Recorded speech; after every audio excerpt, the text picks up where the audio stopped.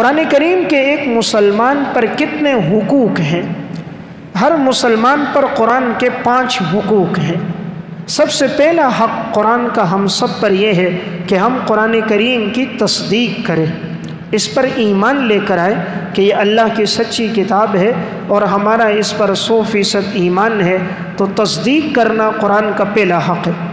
قرآن کا دوسرا حق ہے ادب اور احترام، کہ انسان قرآن کریم کا ادب اور احترام زیادہ سے زیادہ کرے۔ ایک دنیا کی کتاب ہے اور یہ ایک اللہ کا کلام ہے، جب اسے ہاتھ بھی لگائے تو لا یمسہ الا المطہرون، باوضو ہو کر ہاتھ لگائے اور قرآن کریم کا ادب اپنی زندگی میں لے کر آئے۔ بس اوقات قرآن کی کسی ایک آیت کا بھی ادب ہوتا ہے، اللہ رب العزت انسان کو نواز دیتے ہیں۔ حضرت بشر حافی رحمۃ اللہ علیہ بڑے اللہ والے بزرگ گزرے، ان کا واقعہ امام رازی رحمۃ اللہ علیہ نے تفسیر کبیر میں بسم اللہ کی تفسیر میں، اور علامہ ابن عساکر نے تاریخ و مدینتی دمشق میں ان کے ترجمے میں نقل کیا۔ ان کی ابتدا کی زندگی شراب و کباب میں گزرتی تھی۔ ایک دفعہ یہ راستے سے گزر رہے تھے تو انہوں نے دیکھا ایک کاغذ کا ٹکڑا نیچے پڑا ہے اور اس پر بسم اللہ الرحمن الرحیم لکھا ہوا ہے۔ تو اگرچہ شراب کی حالت میں تھے، دین سے دور تھے، لیکن بہرحال مسلمان تو تھے۔ انہوں نے کاغذ کا ٹکڑا اٹھایا، اپنے جیب میں ہاتھ ڈالا تو ان کے پاس 2 درہم موجود تھے۔ بشر حافی گئے، خوشبو خرید کے لائے اور کاغذ کے اس ٹکڑے کو صاف ستھرا کیا اور اس پر خوشبو لگائی، اسے معطر کیا اور نہایت اونچی جگہ پر بڑے ادب اور احترام کے ساتھ رکھ دیا۔ بشر حافی رحمۃ اللہ علیہ جب رات کو سو گئے، خواب دیکھتے ہیں، خواب میں ایک آواز آتی ہے کہ اے بشر، یا بشر طیبتا، تو نے معزز کر دیا اسمی، میرے نام کو، لأطیبن اسمک فی الدنیا والآخرہ، میں تیرے نام کو دنیا اور آخرت میں پاکیزہ اور معزز بنا دوں گا۔ تو اللہ رب العزت نے پھر ان کو ہدایت کی توفیق عطا فرمائی، پھر یہ اتنے نیک صالح متقی انسان بنے، سینکڑوں لوگوں کی ہدایت کا ذریعہ بنے۔ آج 1200 سال کے بعد بھی ان کا نام زندہ جاوید موجود ہے۔ تو اللہ نے صرف ایک آیت کے ادب پر اللہ نے کتنا نوازا۔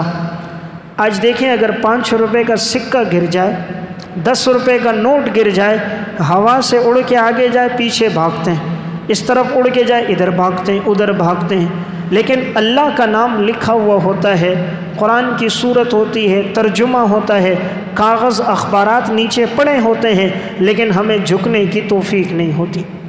5 روپے کی اہمیت ہے، اللہ کے نام کی اہمیت کوئی نہیں۔ حضرات سلف کی زندگی میں اہمیت تھی، اس لیے اللہ رب العزت نے انہیں نوازا تھا۔ سلطان محمود غزنوی رحمۃ اللہ علیہ بڑے بادشاہ گزرے ہیں۔ دنیا میں 4 بادشاہ تھے جو بڑے فاتح تھے، جنہوں نے ساری دنیا کو فتح کیا۔ ان میں 2 مسلمان تھے، 2 غیر مسلم تھے۔ سب سے بڑا فاتح تو چنگیز خان ہے، اس کے بعد سلطان محمود غزنوی ہے۔ سلطان محمود غزنوی کی زندگی میں بڑی دینداری تھی، یہ بڑا نیک صالح بادشاہ گزرا ہے۔ ان کے تفصیلی حالات محمد قاسم فرشتہ نے تاریخ فرشتہ میں لکھے۔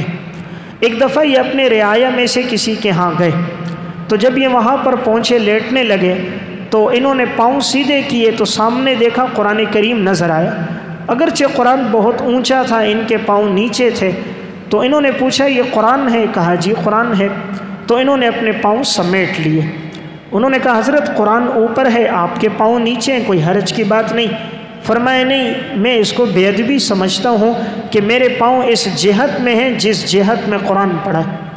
انہوں نے کہا ہم قرآن کو اٹھا کر دوسری جگہ رکھ دیتے ہیں تاکہ آپ تسلی سے رات کو آرام کر لو۔ سلطان نے فرمایا میری آرام کی خاطر قرآن کریم کو ایک جگہ سے دوسری جگہ منتقل کرنا میں اسے بہتر نہیں سمجھتا۔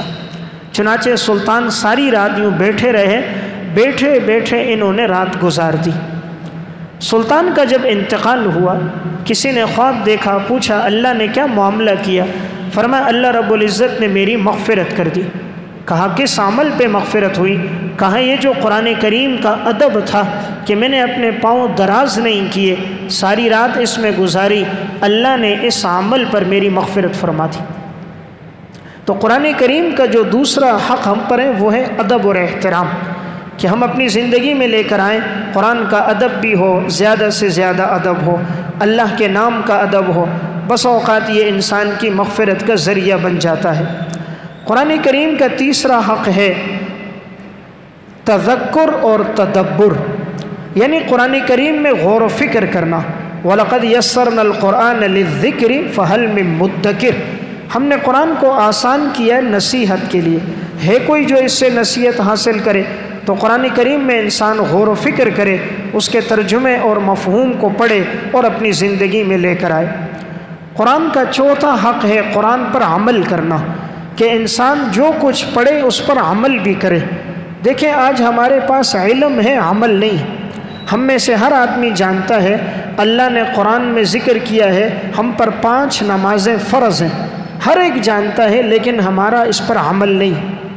ہم جانتے ہیں والدین کے ہمارے اوپر حقوق ہیں، قرآن نے بیان کیا ہے، لیکن ہم اس کو پورا نہیں کرتے۔